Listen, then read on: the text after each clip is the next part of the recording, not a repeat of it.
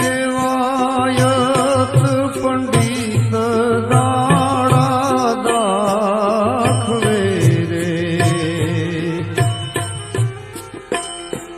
અને સુણી લેજો દેવળ દેશ તીનાર, આપણા ગુરુએ આગમ ભાખિયા રે, એ જૂઠડા નહીં રે લગાર લખ્યા રે, એ ભાખ્યા રે સોઈ દન આવશે રે, એ જી લખ્યા રે ભાખ્યા રે સોઈ દન આવશે રે।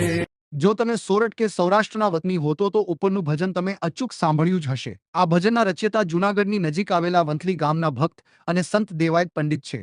બાળપણથી જ પ્રભુ ભક્તિ અને આધ્યાત્મિક બાબતોમાં વ્યસત એવા દેવાયત પંડિત એક દિવસ તરણેતરના મેળામાં જાય છે।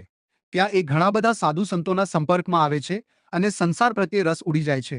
મેળામાંથી પાછા ફરીને દેવાયત વંથલી નહીં પણ ગિરનાર જતા રહે છે। તે ગિરનારના જંગલોમાં ફરવા લાગ્યા અને સાધુઓની સેવા કરવા લાગ્યા અને તેમના જોડે સત્સંગ પણ કરવા લાગ્યા। આ સમયે તે એક શોભાજી મહારાજ નામના સંતના સંપર્કમાં આવે છે।